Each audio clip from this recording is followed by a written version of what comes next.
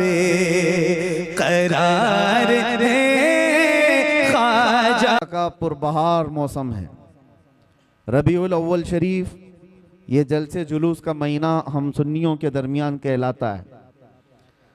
और मेरे अजीज़ों, ये किस्मत की बात है। मीलाद मीलाद मीलाद एक लफ्ज़ सब जगह मशहूर है।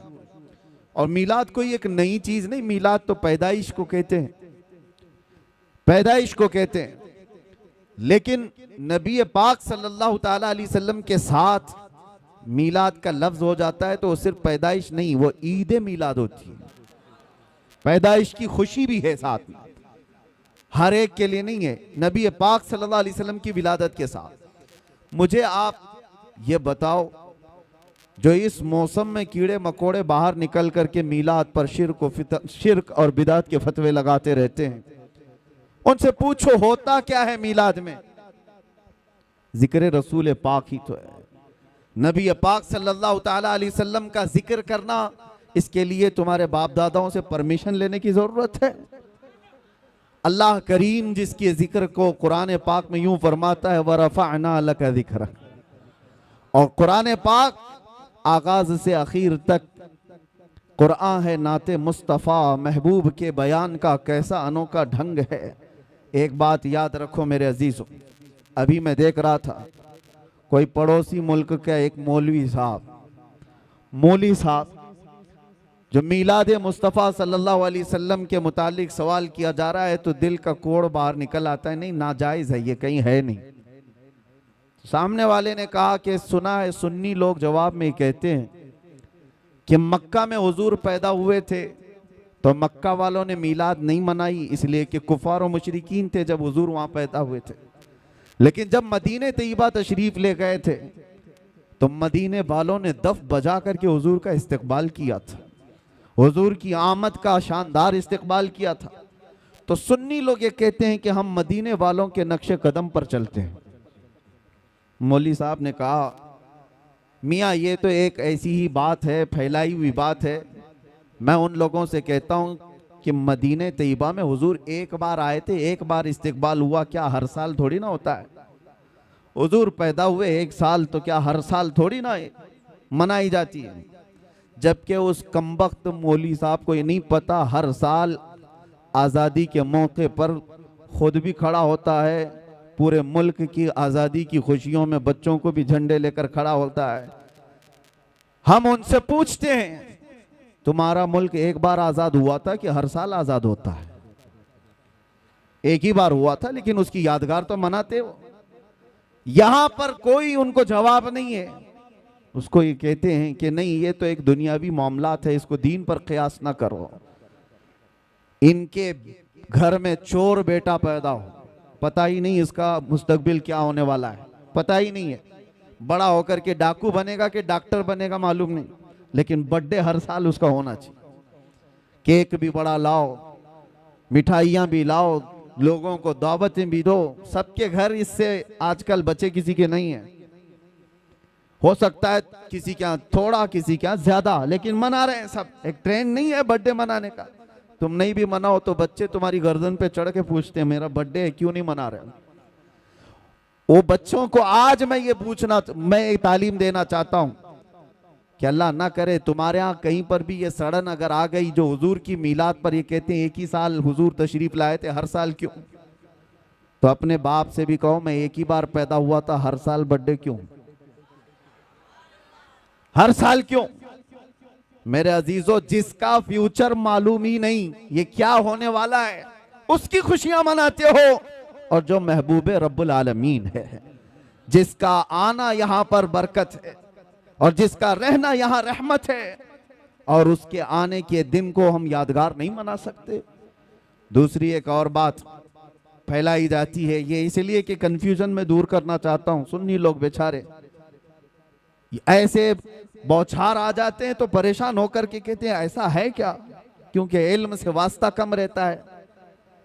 लेकिन सोशल मीडिया पर आजकल आप ज्यादा एक्टिव हैं, तो हम भी चाहते हैं कि उसी तरह से आपको जवाब भी परोस दिया जाए। एक चीज और फैलाई जाती है कि 12 रबीउल अव्वल को तुम तो हुजूर की विलादत की खुशी मनाते हो, जुलूस निकालते हो, तुम्हें ये नहीं मालूम सुन्नियों कि हुजूर का उस दिन इंतकाल भी हुआ था, हुजूर उस दिन दुनिया से रुखसत भी हो गए थे। तो गम होना चाहिए जो सहाबा को इतना गम था। सहाबा थोड़ी ना खुशियां मना रहे थे, हुजूर के जाने का दिन है। क्या अजीब चीज के जरिए से लोगों के जहन को खरीदने की कोशिश की जाती है। ये ऐसी ही बात है, मैं आपको बताता हूं, इस पर मैं जवाब बाद में देता हूं। अभी हम मदीने शरीफ में थे तो एक साहब मट्टी लेकर के आए थे वापस। कहा कि हजरत हम जो है ये 6 महीने पहले उम्रा पे आए थे, जन्नतुल बकी की कुछ मट्टी लेकर के गए थे, तो लोगों ने इतना डराया कि जन्नतुल बकी की मट्टी जो है जुदाई के गम में रोती है, उसको वापस लेके आया। खैर ठीक है, तुम्हारी अकीदत अपनी जगह, और किसने इस तरह की बातें की।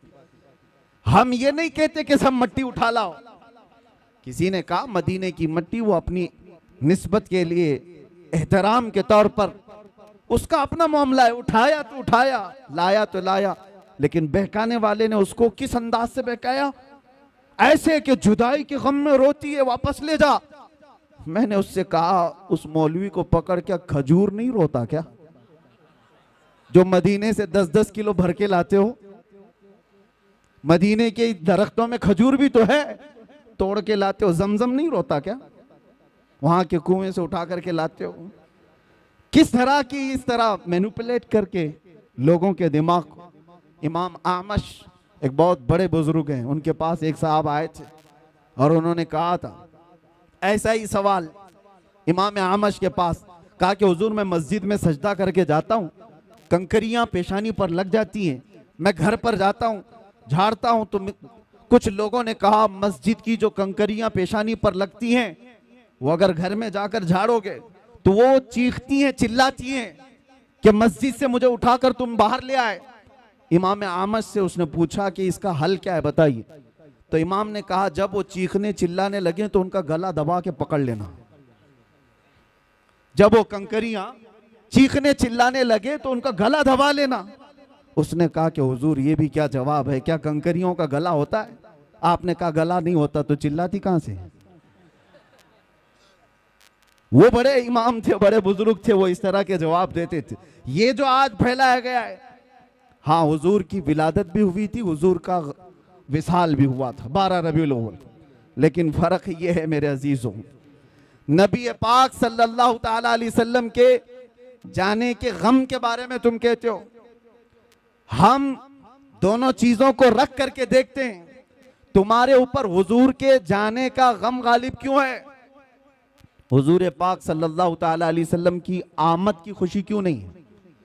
एक कुरान की आयत से मैं बताता हूं। इस उम्मत पर अल्लाह तबारक व तआला वैसे अज़ाबात नाजिल नहीं करता जैसे पिछली उम्मतों पर आते थे। पिछली उम्मतें जब गुनाह करती थी, कुछ बंदर बन गए, कुछ खिंजीर बन गए, किसी पर नोकीले पत्थरों का अज़ाब आया, रब तआला फरमाता व अमतरना अलैहिम हिजारतम मिन सिज्जील मंदूद, हमने उन पर नोकेले पत्थरों की बारिश कर दी। फजअलना आलियहा साफिलहा, ऊपर वाले हिस्से को पलट कर नीचे कर दिया है, और कभी किसी को तेज हवाएं भेजकर खोपड़ियां उड़ गई हैं, लोगों के भेजे कानों से निकल गए। ऐसे तूफान नूह के अज़ाब आए। क्यों आते थे? उनके कुछ गुनाह थे, उन उम्मतों की कुछ नाफरमानियां होती थी, गुनाहों की वजह से अज़ाबात आते थे। लेकिन मैं पूछता हूं मेरे अजीजों, क्या वो गुनाह इस उम्मत में नहीं होते? क्या ये उम्मत वो गुनाह नहीं करती? शुएब अलैहिस्सलाम की कौम पर सिर्फ इसलिए अज़ाब आया था कि वो नाप तोल में कमी करते थे। यहां तो पता नहीं हर चौथा पांचवा दुकानदार वही कर रहा होगा। नाप तोल में कमी एक बहुत बड़ा गुनाह था जिसकी वजह से अल्लाह का अज़ाब आया, और वो नबी की नाफरमानी भी करते थे। नूह अलैहिस्सलाम की कौम अपने नबी को बशर कहती थी, यहां पर भी है वो अपने नबी को बशर। बशर का मतलब आम आदमी की तरह कहते थे, बशर तो है ही, आम आदमी की तरह समझते। अल्लाह का अज़ाब आया। लेकिन इस कौम में वो सारे गुनाह हैं, जिना भी है, चोरी भी है, डकैती भी है, नाप तोल में कमी भी है, नाफरमानियां है, शिर्क है, कुफ्र है। अज़ाबात क्यों नहीं आते? इसका जवाब खुद रब्बे ज़ुल जलाल कुरान में फरमाता है, वमा कान अल्लाहु लियुअज़्ज़िबहुम व अंत फीहिम अल्लाह ताला इस उम्मत पर वैसा अजाब नाजिल नहीं करेगा, इसलिए कि इनके बीच में मेरा महबूब जलवागर है। अब ये आयत तवज्जो चाहता हूं, अल्लाह ने क्या फरमाया, व अंत फीहिम, ऐ रसूल आप इनके बीच में हैं, आप इनके बीच में हैं, इसलिए अल्लाह का अजाब नहीं आता। कुरान से पूछो क्या वो 63 साल ही अजाब नहीं आया था या अब तक नहीं आ रहा है? हुजूर जब रुए जमीन पर थे 63 साल जाहिरी जिंदगी, उस वक्त भी अजाबात नहीं आए। 1400 साल गुजर गए, अब भी वो अजाबात नहीं आते, बल्कि क़यामत तक वैसे अजाबात नहीं आएंगे। कुरान का मतलब यह है कि महबूब इनके बीच में हो आप, तो इसका मतलब सिर्फ 63 साल नहीं, क़यामत तक मेरा महबूब इनके बीच में जलवागर है। तो तुम कहां से ये चीज लेकर के आ गए कि हुजूर पाक सल्लल्लाहु ताला अलैहि वसल्लम के जाने का गम? मेरे अजीजों, हुजूर हमारे दरमियान मौजूद हैं। एक बुजुर्ग की बात मुझे याद आती है, मदीने के बड़े आशिक थे, मदीने से जाना नहीं चाहते थे। हुजूर पाक सल्लल्लाहु ताला अलैहि वसल्लम के दरबार में हाजिरी दी और जब जाने का वक्त आया तो रोने लग गए। कहा क्या आका के दरबार में जो मेहमान आता है उसे वापस भेज दिया जाता है, जिसको जाने की तमन्ना ना हो? रोते रोते सो गए। मेरे आका सल्लल्लाहु अलैहि वसल्लम ख्वाब में तशरीफ लाए उस बुजुर्ग के, कहा कि जिसका अकीदा यह है कि मैं सिर्फ मदीने में रहता हूं तो वो मदीने में ही रह जाए। जिसका ये मानना है कि सिर्फ मैं मदीने में ही रहता हूं तो वो यही रह जाए, और जिसका ये मानना है कि हर आशिक रसूल के साथ रहता हूं तो वो दुनिया के किसी भी कोने में जाए, मेरी खुशबुएं उसके साथ। अजीज़ान गिराम वक़ार, हम सब सुन्नियों का यह अकीदा है कि हम जो मीलाद पाक सल्लल्लाहु ताला अलैहि वसल्लम मनाते हैं, इसमें मौत का जिक्र छेड़ करके हुजूर पाक के इंतकाल की खबर मिलाकर सुन्नियों को वरगलाने की कोशिश की जाती है। उस वक्त मैं आपको बताऊं, विलादत की खुशी और मौत के गम, दोनों चीजों को बता रहा हूं मैं, दोनों चीजों को। विलादत के दिन सबसे ज्यादा गम अगर किसी को था तो वह इबलीस को था। यह पक्की बात है कि नहीं? शैतान को सबसे ज्यादा गम था। और ये साहब कुछ लोग एतराजात करते हुए ये कहते हैं कि मिलाद के बारे में हम लोगों पर एतराज करते हो कि हम शैतान के चेले, हम मिलाद नहीं मनाते। और इबलीस लईन को हुजूर पाक सल्लल्लाहु अलैहि वसल्लम के जाने की खुशी हुई थी और तुम लोग उस दिन खुशियां मनाते हो। इबलीस उस दिन खुशियां मना रहा था कि हुजूर इंतकाल कर गए। झूठे हो, झूठ बोलते हो। जिस दिन हुजूर का इंतकाल हुआ उस दिन भी शैतान खुश नहीं था, बल्कि वो ये कह रहा था ये तो दुनिया से चले गए लेकिन इस्लाम पूरे कोने तक फैल जाएगा। इबलीस तो तुमसे ज्यादा जानता था, इसलिए हुजूर के इंतकाल के दिन इबलीस खुश नहीं था जो हम पर एतराज करके बोलते हैं। इबलीस खुश नहीं था, वो उस दिन भी गम में था कि हुजूर गए तो गए लेकिन सिद्दीक भी छोड़ गए, फारूक भी छोड़ गए, उस्मान भी है, हैदर भी है, और नबी पाक सल्लल्लाहु ताला अलैहि वसल्लम का ये मिशन ना रुका था ना रुकेगा। अजीज़ान गिरामी वक़ार, ये मीलाद के सिलसिले में चंद बातें थी जो आपको बताना ज़रूरी है, और बल्कि हर साल ये रिपीट की जाती हैं और अब महफूज रहेंगी। अगला साल फिर आएगा, फिर आप ये चीज़ें सुन लेना। ये स्प्रे का काम करेंगी, जब जब कहीं से कॉकरोच आए तो स्प्रे मारते। नौजवानों के लिए खास तौर पर अपने अकीदे की हिफाजत करो, अपने अकीदे की हिफाजत करो। जान है इश्क मुस्तफ़ा रोज फजू करे खुदा, जिसको हो दर्द का मजा नाजे दवा उठाए क्यों। आज मैं ये बात अर्ज करना चाहूंगा जो कुरान की आयत मैंने तिलावत की। अल्लाह फरमाता है अल्लाहु व रसूलुहु अहक्कु अन युर्दू, अल्लाह और उसका रसूल ही ज्यादा हकदार हैं कि उनको राजी किया जाए। बस अल्लाह और उसके रसूल ही ज्यादा हकदार हैं कि उनको राजी किया जाए। तुम किसको किसको राजी करने में लग गए? दुनिया कभी राजी नहीं होगी। जिसके लिए तुमने दाढ़ियां छिलाई, जिसके लिए तुमने अपने हुलिये बदल दिए, जिसके लिए तुमने अपने अखलाक बदल दिए, वो दुनिया तुमसे राजी ही नहीं हुई। तुम महंगे महंगे कपड़े डिजाइन के, फैशन के पहन करके सोचने लगे दुनिया को दिखाऊंगा, दुनिया फिर भी तुम पर उंगली उठाती रही, ताने मारती रही, लेकिन मेरे अजीजों ये कभी राजी नहीं हुई, कभी नहीं। जिन दोस्तों को राजी करने के लिए तुमने अपने माँ बाप को तर्क किया था, रात रात भर जो तुम्हारी माँ इंतजार करती उनको छोड़कर 2 टके के नौजवानों की दोस्ती पर तुम रात गुजार लेते हो, और आवारगी पर ले जाने वाला हर अय्याश नौजवान, सुन ले ये बात, ये जिस नौजवान के लिए तूने अपने पैसे पानी की तरह बहाए थे और उसको खुश रखने के लिए अपनों को तक छोड़ दिया था, कल ये तेरे साथ क्या करने वाला है। इधर सांसों की माला रुक गई, टूट गई, तो कब्र में दफन करने के बाद आधा घंटा भी तुम्हारी कब्र पर खड़ा होना उसे पसंद नहीं है, रुखसत हो गया, मुट्ठी भर भर करके मिट्टी डाला और चला गया। यही है वो दुनिया। इसीलिए कुरान ये कहता है, इस दुनिया में अगर सबसे ज्यादा हकदार कोई है जिसको राजी किया जाए वो अल्लाह और उसके रसूल है, और दुनिया इसको राजी करने के लिए बहुत पापड़ बेलने पड़ते हैं। कितनी मर्तबा अगर किसी के साथ कुछ हो गया, तुम्हारी तकरार हो गई, देखो उसको मनाने के लिए कितना वक्त लगता है, कितना वक्त लगेगा, लेकिन रब तबारक व तआला का दस्तूर और मेरे महबूब अकरम सल्लल्लाहु अलैहि वसल्लम का दस्तूर क्या है, यहां बंदा एक बार आता है, एक सजदा करे, अल्लाह उसे माफ फरमाए, वो एक सजदे में राजी हो जाए। और इधर मेरे मुस्तफा करीम सल्लल्लाहु ताला अलैहि वसल्लम, जिनका दरबार आली ये है, आला हजरत फरमाते हैं, चोर हाकिम से छुपा करते हैं, और यहां पता है ना दुनिया में क्या है, जो चोरी किया हुआ है वो पुलिस से डरता हुआ घूमता है, पुलिस पकड़ लेगी वो छुपता रहता है। लेकिन या रसूल अल्लाह तुम्हारा दरबार ही अलग है, चोर हाकिम से छुपा करते हैं, और यहां तेरे दामन में छुपे चोर अनोखा तेरा, करके तुम्हारे गुनाह मांगे तुम्हारी पना, और तुम कहो दामन में आ, तुम पे करोड़ों दुरूद।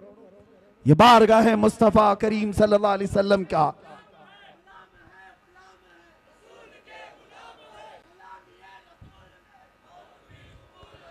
उस रसूल पाक सल्लल्लाहु ताला अलैहि वसल्लम को राजी करने के लिए बरसों नहीं लगते, सदियां नहीं लगती, बल्कि बस मिनटों की बात है।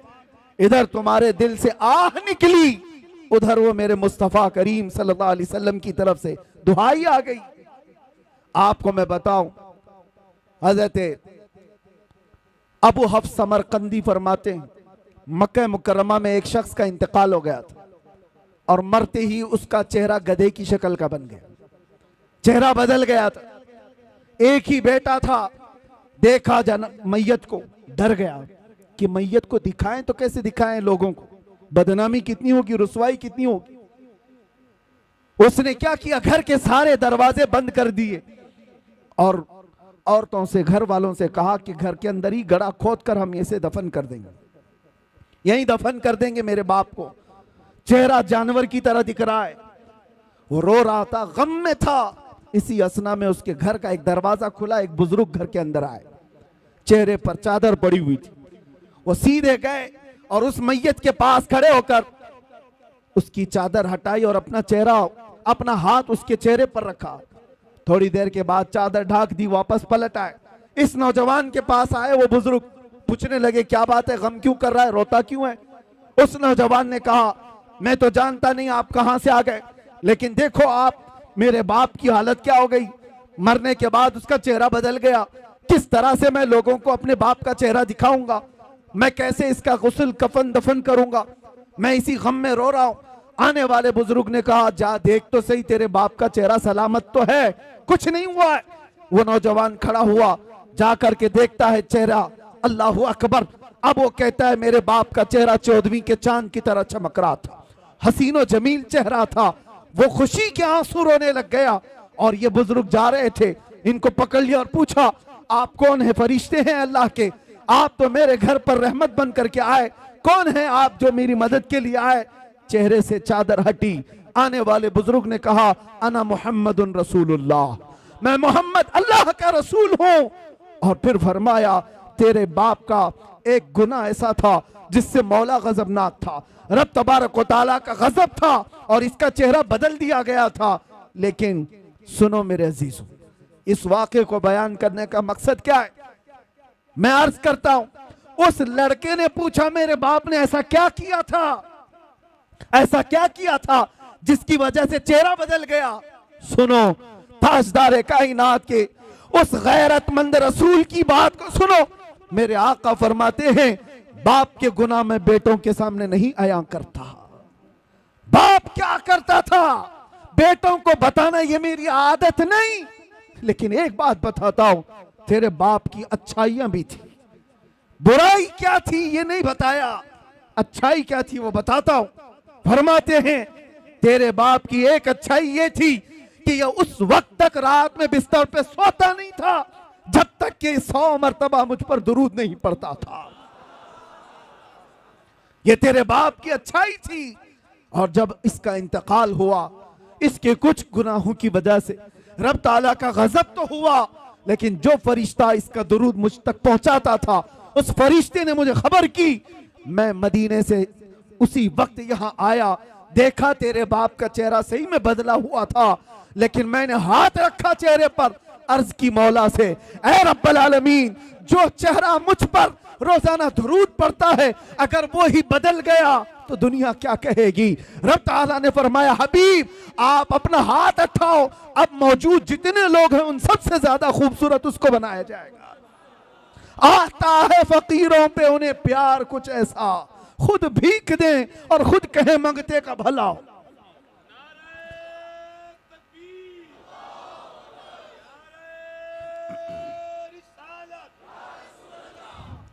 ये बात किस लिए मैंने अर्ज की, इसलिए कि जिस रसूल को बंदा रात की तन्हाई में याद करता हो, अगर उस पर मुसीबत आ पड़ी हो मौत के वक्त, ये दोस्त, ये अय्याश, ये आवारे कोई नहीं आते। अगर तुम्हारी कब्र में भी कोई आता है तो वह आमिना का लाल आता है, नबी मोहतरम सल्लल्लाहु अलैहि वसल्लम की जात आएगी, तो क्यों उनको राजी नहीं करना चाहते। आला हजरत का भी यही पैगाम था, आज ले उनकी पना, आज मदद मांग उनसे, कल न मानेंगे कयामत में अगर मान गया, वहां पर फिर नहीं माना जाएगा। आज आ जाओ, राजी उनको करो, उस नबी पाक को राजी कर लोगे, दुनिया सब तुमसे राजी करा दी जाएगी, लोगों के चेहरे तुम्हारी तरफ फेर दिए जाएंगे। मैं एक अदना सा कुत्ता हूं दरबारे मुस्तफा का, बल्कि उसमें भी शुमार हो जाए तो किस्मत की बात है। सके तैबा सब मुझे कह करके पुकारे बेदम, यही रखी हो मेरी पहचान मदीने वाले। हमारी इससे ज्यादा की औकात भी नहीं, लेकिन मैं एक बात अर्ज करता हूं, हमने लौ लगाई थी बारगाह मुस्तफा की तरफ, और हमने सारा मौजू, सारा उन्वान समेट करके ये तय किया था कि अब जिंदगी बाकी है तो हुजूर पाक सल्लल्लाहु अलैहि वसल्लम के नामूस की हिफाजत के लिए ही बोलेंगे। ये अर्ज किया, अहद किया था, इसका असर हम देखते हैं। साल नहीं गुजरे, साल 2 साल नहीं गुजरे, लाखों के दिलों को अल्लाह ने इस तरफ फेर करके रख दिया। पता है चला, वो अगर राजी है तो मौला पूरी कायनात को एक तरफ फेर देता है। उनको राजी करो।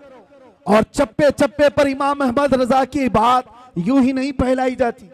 आला हजरत, ये कभी आला हजरत आए यहां पर, लेकिन अभी मैं कहूं इश्क मोहब्बत, इश्क मोहब्बत एक ही जुमला है, ये एक ही है। किसी भी जगह पर जाओ, आला हजरत ने अपने प्रचारक नहीं पैदा किए थे, एडवर्टाइजमेंट के लिए कोई बहुत ज्यादा सरमाया खर्चा नहीं किया था, ना ही उनके सिपाहियों को दौड़ा रखा था, ना सोशल मीडिया का दौर था। लेकिन जाओ दुनिया के जिस कोने में भी, वो नाम जरूर तुम्हें मिलेगा, आला हजरत। क्यों? इसलिए कि जिंदगी भर जिसको राजी करने की कोशिश करते रहे, तो मेरे मुस्तफा का ये कानून है, जो उनका होता है अल्लाह ताला उसकी मोहब्बत हर एक के दिल में पैदा करता है। और आज आला हजरत को हम यूं नहीं याद करते कि आला हजरत ने हमें फतावा रज़विया दे दिया है, आला हजरत ने हमें ये दे दिया, वो दे दिया है, बल्कि जहां से याद करते हैं तो यूं कहते हैं, डाल दी कल्ब में असमत मुस्तफा। क्यों याद करते हैं? डाल दी कल्ब में असमत मुस्तफा, सैयदी आला हजरत पे लाखों सलाम।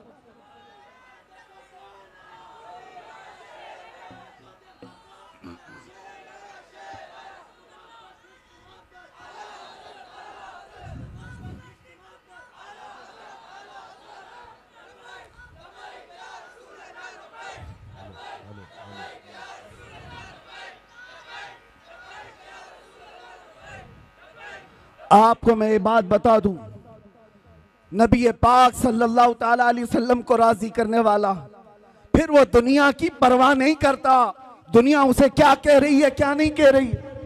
यही तो इकबाल ने कहा, दो आलम से करती है बेगाना दिल को। बात समझो, दो आलम से करती है बेगाना दिल को, अजब चीज है लज्जत आशनाई, अजब चीज है लज्जत आशनाई। ये बिलाल हबशी को मिली तो उन्होंने ये नहीं देखा कि उनका रंग क्या है। ये सलमान फारसी को मिली, उन्होंने ये नहीं देखा कि गुर्बत क्या है। जिसको भी ये लज्जत आशनाई मिलती है वो फिर सिर्फ और सिर्फ उनकी रजा की कोशिश करता है, महबूब रूठने न पाए। आपको पता है, इसके लिए अल्लाह व रसूलुहु अहक्कु अन युर्दू, इस पर मैं बात कर रहा हूं। हिजरत का मौका है, मशहूर वाक़या आपको पता है, गारे सौर में मेरे आका सल्लल्लाहु अलैहि वसल्लम सिद्दीक अकबर के साथ एक सांप हज़रत अबू बकर सिद्दीक के पांव में काट रहा था, वाक़या पता है। और उसके बाद जहर चढ़ भी गया। नबी पाक सल्लल्लाहु ताला अलैहि वसल्लम वहां मौजूद हैं गार में। सांप से कटवाना आसान बात नहीं है। अरे मियां, अगर कांटा भी चुभ जाए तो हमारा जिस्म बेख्तियारी में हिल जाता है, आपको हिलाने की जरूरत नहीं। चलते चलते अगर कंकरी चुभ गई तो आप खुद ब खुद हिल जाओगे, बैलेंस बिगड़ जाएगा। आपके अंदर इख्तियार नहीं है कि चाह करके हिलूंगा, नहीं, बेइख्तियार हिल जाते हो, कांटा भी चुभे। सांप काट रहा हो, जहर चढ़ रहा हो, लेकिन सिद्दीक अकबर के जिस्म में जुम्बिश भी नहीं आती, हरकत भी नहीं आती। वजह क्या है? नबी पाक सल्लल्लाहु अलैहि वसल्लम उनके जानू पर सर रखकर आराम कर रहे हैं। रसूल को राजी रखना है, खलल ना हो। और इधर ये सांप, आप आज भी तहकीक करके मालूम कर लो, सांप का जहर ऐसा है कि आधे घंटे में आदमी मर सकता है। कुछ सांप ऐसे हैं आधे घंटे में आदमी मर सकता है। सिद्दीक अकबर को जो सांप काट रहा था, बरसों पुराना सांप, जहर चढ़ चुका है, लेकिन आपके जिस्म में हरकत नहीं, आप पांव तक हिलाना नहीं चाहते। उनको पक्का मालूम होगा कि ये सांप का जहर अगर ऊपर तक चढ़ आया तो अभी थोड़ी देर के बाद मेरी मौत हो जाएगी, मौत हो जाएगी, जान जाने वाली है। और रसूलुल्लाह को वो नींद से उठाना नहीं चाहते। सिद्दीक बल्कि गार में जान उन पे दे चुके, हिफ्ज़े जान जो जान फुरूज़े गुरर की है। आला हजरत कहते, पता है आपको मैं बताता हूं, मुसलमान हो तो सबसे पहला फर्ज क्या है पता है आपको? सबसे पहला फर्ज, आप तो कहेंगे ईमान की बात पूछ रहा हूं, कलमा नहीं, सबसे पहला फर्ज है जान बचाना, जान की हिफाजत सबसे पहला फर्ज। फिर उसके बाद दूसरे फर्ज है नमाज या दीन की हिफाजत, ये दूसरा फर्ज। जो सबसे पहला फर्ज है वो जान बचाना। आला हज़रत फरमाते हिफ्ज़े जान, जान फुरूज़े गुरर की है, सारे फराइज की जान है ये, जान को बचाना। और सिद्दीक अकबर जान ही निछावर कर रहे हैं, किस पर? नबी पाक की सिर्फ नींद पर, उठाया नहीं। लेकिन बारगाह मुस्तफा सल्लल्लाहु अलैहि वसल्लम में जब कभी कोई खड़ा होता है तो उसे पूरा का पूरा लौटा दिया जाता है। ये नहीं है कोई कुछ बाकी रखा जाता। हुजूर बेदार हुए, देखा सिद्दीक अकबर के चेहरे को बदला हुआ, जिस्म के अंदर अजीब सी कैफियत है। मेरे आका ने पूछा क्या हुआ? कहा लदगतिल हय्यतु या रसूल अल्लाह, अल्लाह के रसूल सांप काट रहा है। हुजूर ने अपना लुआब पाक लगाया, जहर खत्म हुआ। वाकया पता है, हजरत अबू बकर कहते हैं जिंदगी भर मुझे फिर ये पता ही नहीं चलता था इस पांव में सांप काटा था कि उस पांव में काटा था। एक बात ही। दूसरी बात, नबी पाक सल्लल्लाहु अलैहि वसल्लम मौला अली के साथ, असर का वक्त है, हुजूर की नमाज असर हुई, हजरत अली ने नमाज असर नहीं पढ़ी। यहां भी यही मसला है, नबी पाक सल्लल्लाहु अलैहि वसल्लम हजरत अली की गोद में सर रखकर आराम फरमा रहे, सूरज डूब रहा था।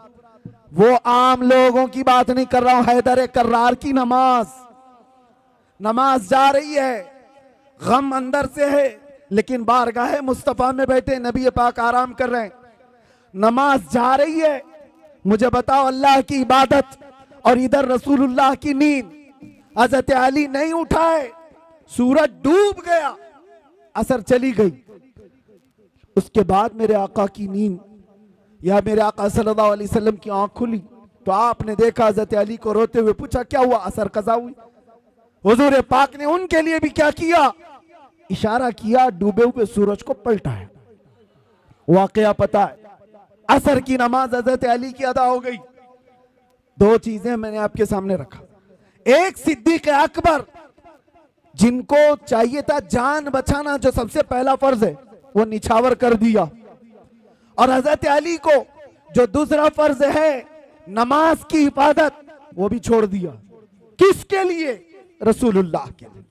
किसके लिए? नबी पाक की नींद के लिए। एक जान कुर्बान कर रहा है और एक नमाज कुर्बान कर रहा है। आला हजरत अब इस पर क्या कहते हैं सुनो।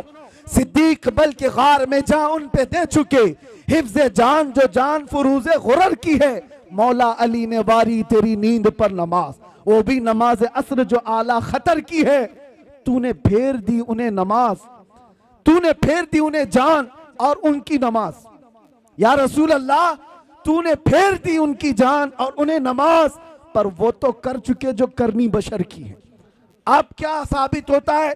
साबित हुआ जुमला फराइज फुरू हैं। जितने फर्ज हैं ये सब ब्रांच हैं। फरा का मतलब समझते हो? फरा किसको कहते हैं? ब्रांच को, शाख को। असल और फरा दो चीजें। असल फर्ज है और उसकी जो शाख है उसको फरा कहते हैं। अब आला हजरत फरमा रहे हैं ये दोनों साहबा सिद्दीक अकबर के अमल से, मौला अली के अमल से ये साबित होता है जितने फराइज हैं ये सब ब्रांच हैं, ये सब शाखें हैं। जान बचाना ये भी फर्ज है, नमाज की हिफाजत ये भी फर्ज है, लेकिन ये सारे फुरू हैं। साबित हुआ जुमला फराइज फुरू है। असलुल उसूल बंदगी उस ताजवर की है। असलुल उसूल बंदगी उस ताजवर की है। अगर वो राजी ना हुआ तो फिर नमाज किस काम की? अगर वो तुम्हारे साथ ना हो तो जान किस काम की? वो जो न थे तो कुछ न था, वो जो न हो तो, सुन्नियों को ये पता है, वो जो न हो तो, और जान है वो जहान की, जान है तो जहान है। और इकबाल ये फैसला कुन अंदाज में कहता है, आबरूए माजना में मुस्तफास्त, हम सब की इज्जत आबरू मुस्तफा के नाम से है। हर चे दरी दुनिया बादे मुस्तफा, जो कुछ भी दुनिया में है वो मुस्तफा के बाद है। इस नुक्ते पर आ जाओ ऐ सुन्नी मुसलमानों, हमें राजी करना है, हमें करनी है शहंशाह बतहा की रजा जोई। वो अपने हो गए तो रहमत परवरदिगार अपनी। बस राजी करने पर लगे रहो मेरे मुस्तफ़ा करीम सल्लल्लाहु अलैहि वसल्लम को। अगर वो राजी हो गए तो रहमत परवरदिगार हमारी। ये एक बात और बताता हूं, किस चीज के लिए दौड़ भाग कर रहे हो? सियासत के लिए, हुकूमत के लिए, चलो दौड़ भाग कर रहे हो, एजुकेशन के लिए, सक्सेस के लिए, दुनिया में क्या क्या चीजें सब गिनाओ, मैं बोलता हूं। सियासत चाहिए तुम्हें, क़ियादत चाहिए तुम्हें, एजुकेशन चाहिए, मुकाम बुलंद मर्तबा चाहिए, सब चाहिए। सारी चीजें कहां से मिलेंगी? बताता हूं तुम्हें। हुकूमत, सियासत, ये दुनिया, ये सारी चीजें। इकबाल की बात तो सुनो, कहता है कि मोहम्मद से वफा तूने तो हम तेरे हैं। अरे ये जहां चीज है क्या? अरे ये जहां चीज है क्या? लाहो कलम तेरे। तो सियासत और हुकूमत की बात कर रहा है, ये जहां चीज है क्या? हुजूर से वफा करके देख, लाहो कलम तेरे। पता है हुजूर से वफा करने वाला गुलाम, एक उमर इब्न खत्ताब, मिस्र से एक कासिद आया था, यह कहता हुआ कि दरियाए नील हर साल सूख जाता है। दरिया आज भी है, वो दरियाए नील हर साल सूख जाता है। और मसरी लोग क्या करते हैं, इजिप्शियन लोग 16 साल की एक नौजवान लड़की को दुल्हन बनाकर जुलूस निकालते हैं और उसको ज़बह करते हैं, दरिया में डालते हैं, फिर पानी ऊपर आ जाता है। हर साल बलि चढ़ानी पड़ती थी, हर साल बलि चढ़ाई जाती थी। लेकिन जब इस्लाम आया तो वहां पर मौजूद सहाबी ने यह लिख करके भेजा, अमीरुल मोमिनीन अब की बार क्या किया जाए?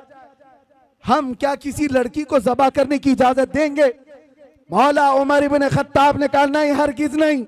एक खत लिखा उस सहाबी रसूल को जवाब, उनको भी जवाब में लिखा, और एक खत लिखा दरियाए नील के नाम पर।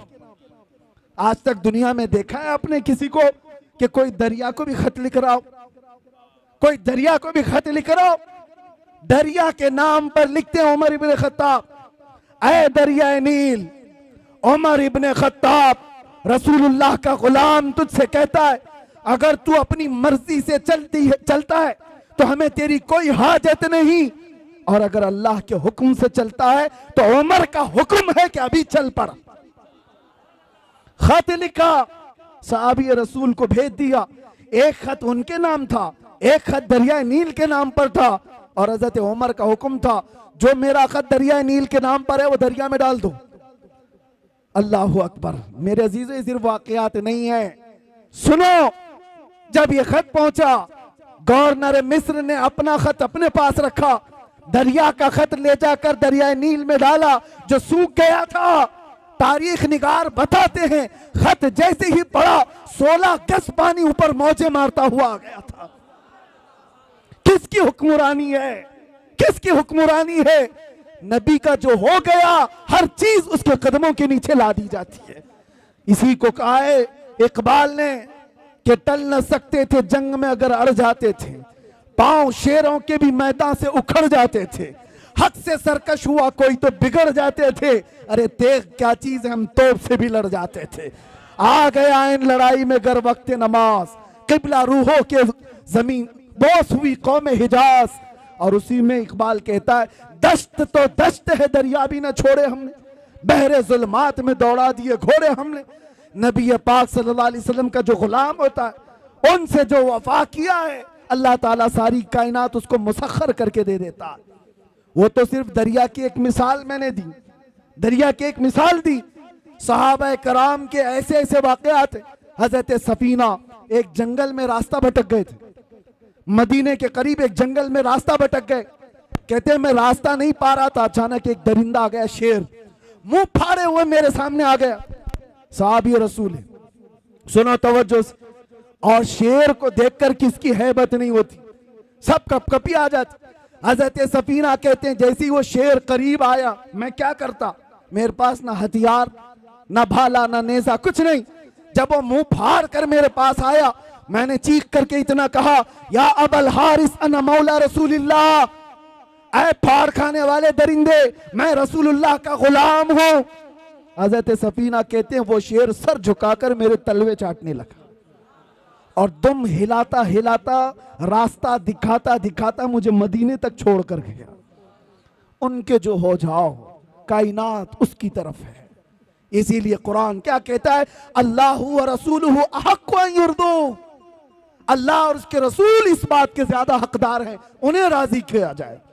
ये जितनों को राजी करने के लिए तुम पापड़ बेलते रहते हो, झंडे लगाकर अपने गलों में पट्टे डालकर इसके उसके नारे लगा लगा कर, होता क्या है सियासी लोग तुम्हें लॉलीपॉप तो दे सकते हैं बाकी कुछ नहीं। और क्या है इनके पास, इधर से धक्का मारा उधर पहुंचा, उधर से धक्का मारा इधर पहुंचा, और इनके खुद के 5 साल के ठिकाने नहीं। जिनके 5 साल के ठिकाने नहीं उनसे तुम अपनी आबरूएं वाबस्ता की हो, अपनी उम्मीदें वाबस्ता की हो। और जो सुल्तान और बादशाह क़यामत तक का है उसके दरबार की तरफ हाथ क्यों नहीं उठाती, उसके दरबार की तरफ उठाओ। इसीलिए मारहरा का अजीम कलंदर अपने दौर में हुजूर सैयदुल उलमा जब वो दौरे करते थे, उनका भी एक वक्त था जब हुकूमत भी कांप रही थी उनकी जुबान से निकलने वाले अल्फाज और हजारों के मजमे में उनका असर देखकर। और उस जमाने में हुकूमत एक डिक्टेटरशिप की तरह थी। लेडी प्राइम मिनिस्टर, उनकी तरफ से सुना गया कि कहा गया, मियां सैयद मियां आप राज्यसभा की कुर्सी ले लीजिए, आप भी पार्लियामेंट के मेंबर बन जाइए।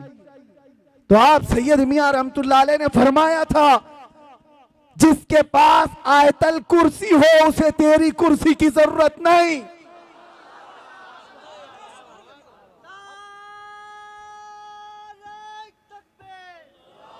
और एक बात, उसी मर्दे कलंदर का ये नारा जो मेरा टॉपिक है, उसी मर्दे कलंदर का ये नारा, देखा होगा दुनिया में ये लोग किसको किसको राजी करने के लिए भागते रहते हैं, अपनी जिंदगियां बर्बाद किए। 40-40 साल जिन्होंने नौकरी की, आज उनकी हालत क्या है? जेलों में बंद पड़े हुए हैं, उनको पूछने वाला कोई नहीं, और झंडे उठाकर घूमते थे और आज जेलों में बंद पड़े हो। मैं नहीं कहता कि जेल में किसी कसूर की वजह से गए हो कि नहीं गए हो, लेकिन काश मुस्तफा के नाम पर गए होते तो दुनिया का हर चप्पा तुम्हारे लिए दुआ कर रहा होता। तुम तो किसी पार्टी की नौकरी करके गए, किसी पार्टी की नौकरी करते गए, अपनी जिंदगी के बेशबहा वक्त किसी की धोती उठाने में, किसी की साड़ी उठाने में। इनका हाल यही है, इनके साथ बैठा, इनको राजी किया, उनके साथ बैठा, उनको राजी किया, इलेक्शन में इसकी सीट ज्यादा आ गई, दर बदल लिया। ये सब करने वालों के अंजाम क्या होते हैं? इसीलिए सैयद मियां का ये नारा सुनो, ये सारे हालात देखकर मारे राम मुतहरा के मर्द कलंदर का ये नारा था, किसी की जय विजय क्यों पुकारें, क्या गरज हमको, हमें काफी है सैयद अपना नारा या रसूल अल्लाह।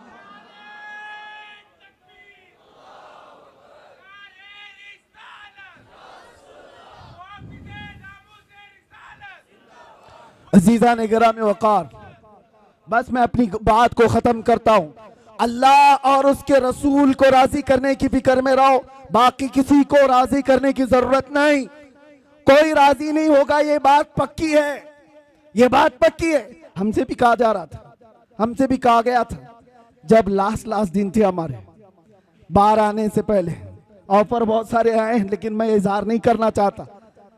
ये क्या आप ये नहीं बोलेंगे और आप ये बोलेंगे, आप इस तरह से काम करेंगे, मुल्क का भी फायदा होगा, इसका भी फायदा होगा, हम सब समझते हैं किसका फायदा होगा।